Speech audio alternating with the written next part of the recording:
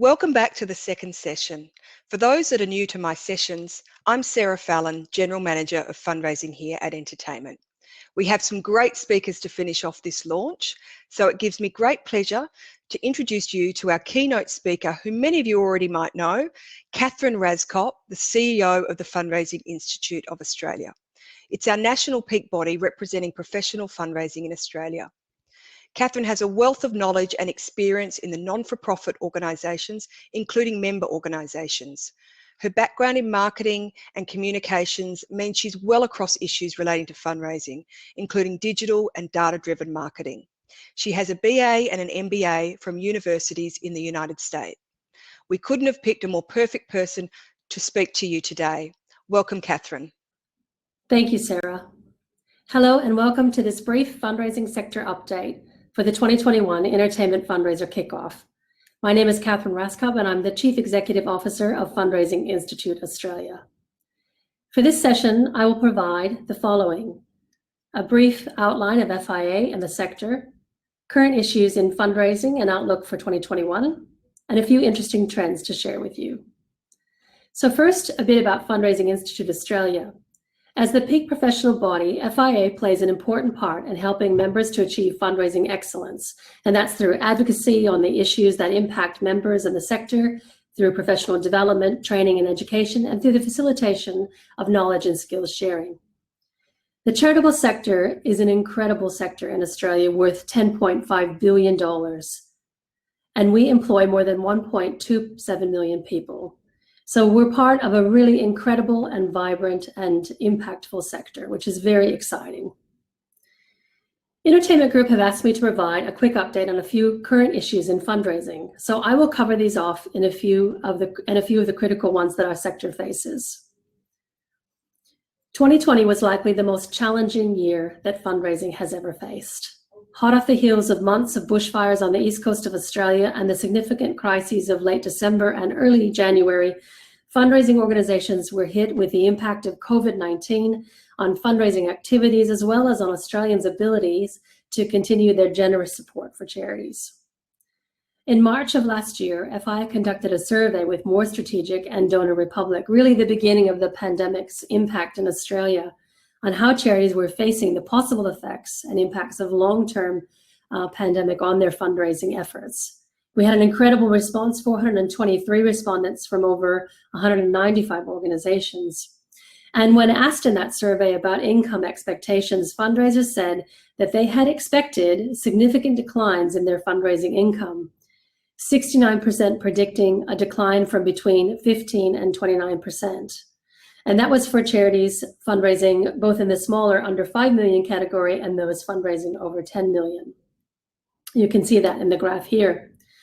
But in actual data supplied a little bit later to us via More Strategic in their benchmarking, it showed that actual total income declined by 14%, and that's compared to the same time in the previous year. So originally a decline of about 15 to 25% was predicted, but the actual was about 14%, slightly better than was anticipated. And as expected, events were most adversely impacted, down 43%, followed by more modest changes for major donor income. And as you can see here, direct marketing income down about 9%. So there are some variances in expectations to actual, but either way, it does show that income is down. And the actual impact to donors is interesting. In October, we did a significant piece of research on the impact for Australians, both donors and non-donors. And we found that most donors and non-donors said that personally, the impact of the pandemic to them was about the same as they had expected that it would be. And you can see here in the middle gray bar charts where they're showing their expectations. However, you can also see that more donors said that it was actually worse than better. You can see there in the gray, the orange is a little bit bigger than the green. So that's a little bit disappointing, I think, for this year and into the future.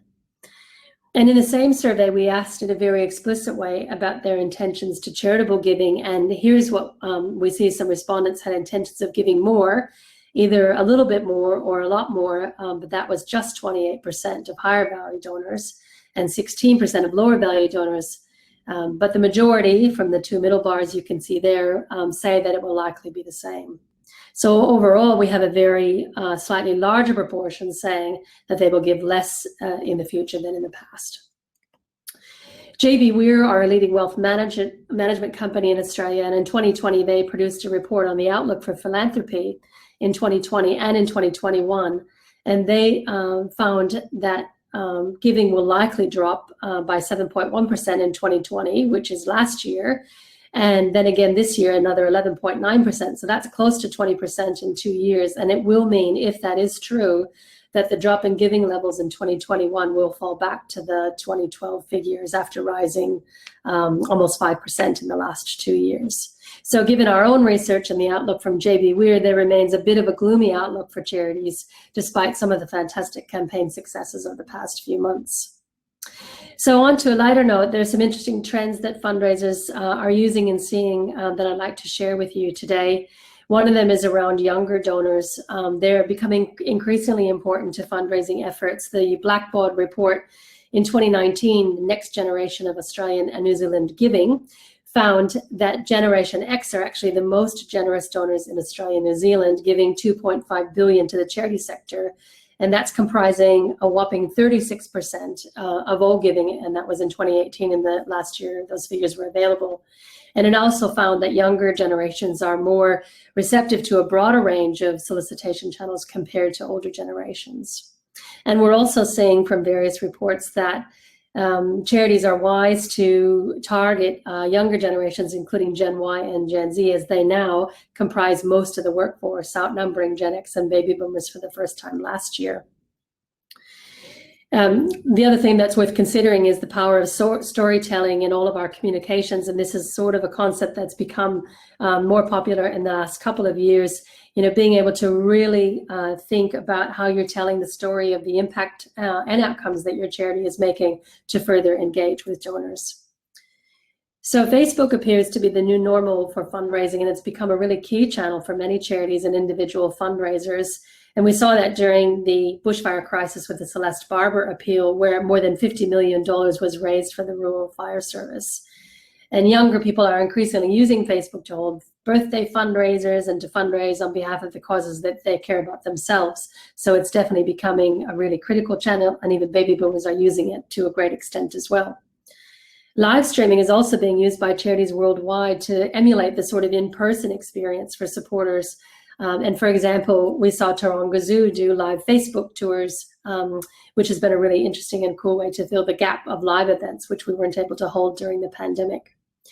Multi-channel marketing and fundraising is increasingly important, and charities are creating these multiple touch points to engage with and secure donations, including increasingly higher value donations as well.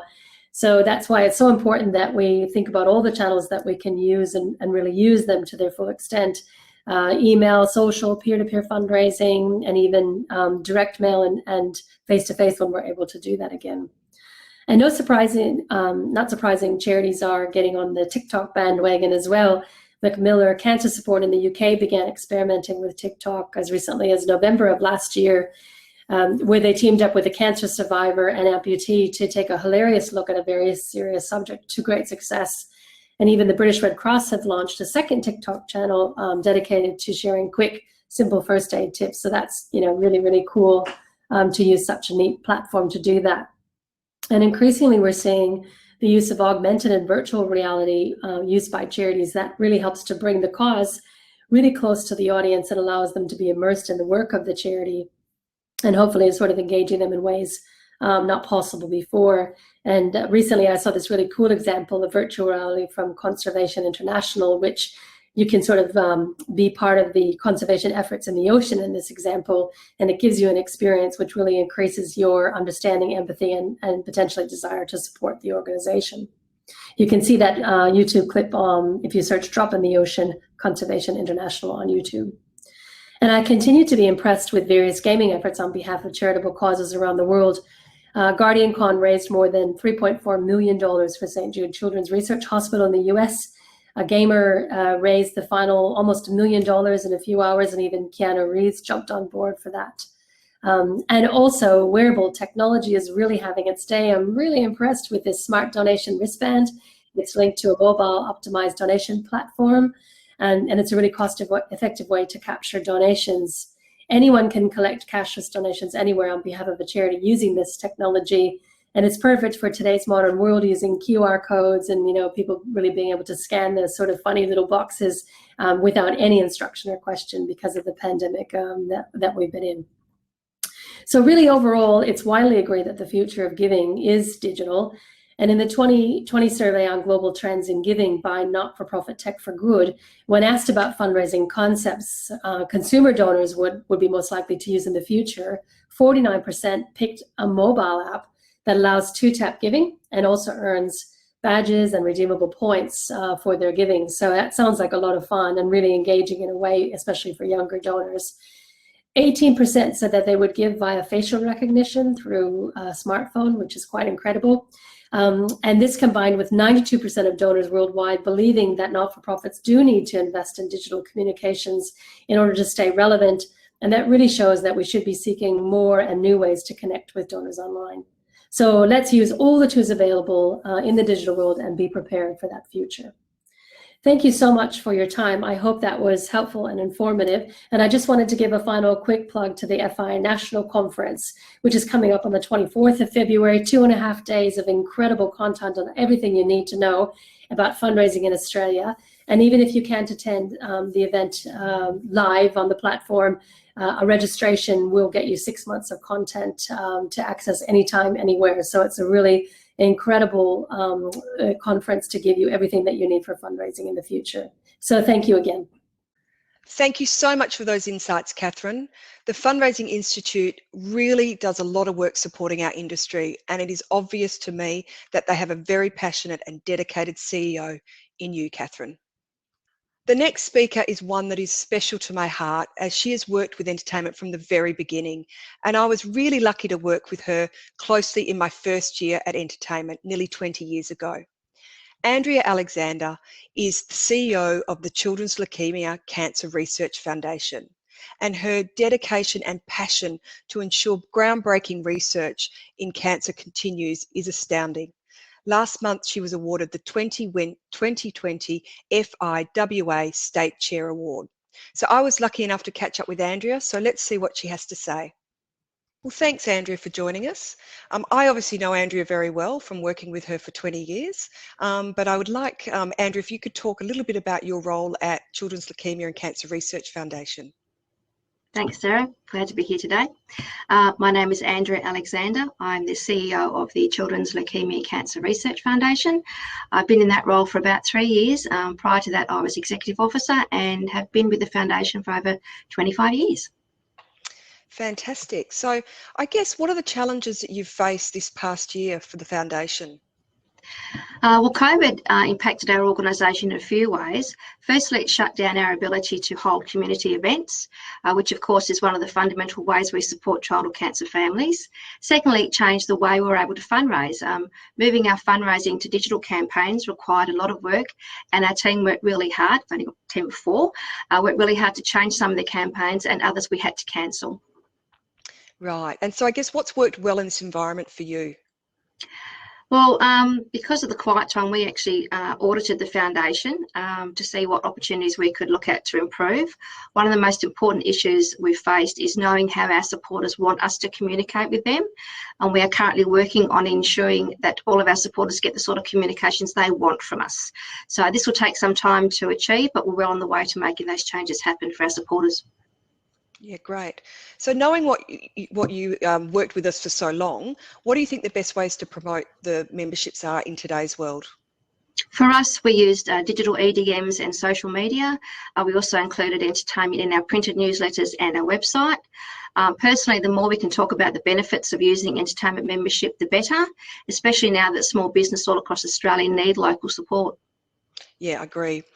We did have some fundraisers actually over the last 6 months who didn't feel quite comfortable to promote the entertainment membership. However, as I receive a lot of your communications, I know you continued promoting and got some great sales. So what was the feedback you got from your supporters?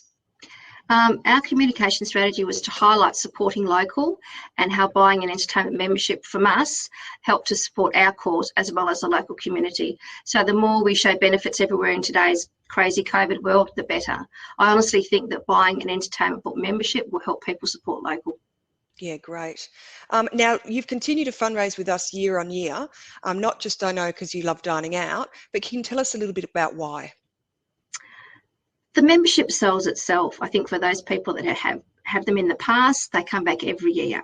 And who doesn't love eating out? Although, you know, even if you have to do takeaway because you can't during COVID, I think it just perhaps gave people a little bit of normality. They could still indulge and spoil themselves by either when it was available sitting down with restricted seatings, or even going to your local, you know, restaurant and doing takeaway. And it's great to see that, you know, we're sort of looking at coming out the other side of this. So now, is there anything else you'd like to add on tips for people to stay focused and strong in 2021? We've all heard about how being a part of the new COVID world means we're all in this together. We truly believe that that's the only way we will stay strong, to support each other and support local. And CRF is local, and that's what we intend to do. Great. Thank you so much, Andrea, for your time today. Thank you. My pleasure, Sarah. Thank you. Thank you so much, Andrea. I'm sure that many of the organisations out there have had similar challenges and have taken the opportunity to pivot in many areas of their business. I just wanted to close my session by thanking you all for coming here today and attending these sessions. I hope you found them informative and interesting, and I really wish you the best in your fundraising for the causes that are dear to you this year. I think it's really clear that we have a tremendous entertainment ecosystem out there of passionate fundraisers, caring supporters that buy the memberships from you to support your cause, but we also have invested businesses that provide great offers in the membership, a way to show their support to you and also your donors. I love being part of these connected communities, and I hope you do too. Again, good luck in your fundraising this year. We're here to help to make it a huge success. I hope to see a few of you in the next breakout sessions, but please stay on because we have the major draw prize, which is $500 to one lucky fundraiser today to kick off your fundraising. Thanks again, all the best.